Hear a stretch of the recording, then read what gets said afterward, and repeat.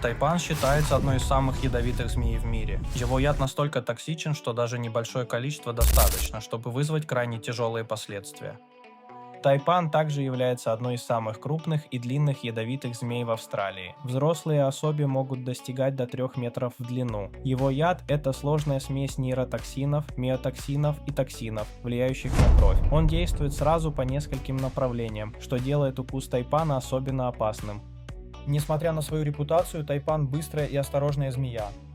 Он старается избегать людей, но при угрозе способен нанести несколько молниеносных укусов подряд, впрыскивая большое количество яда.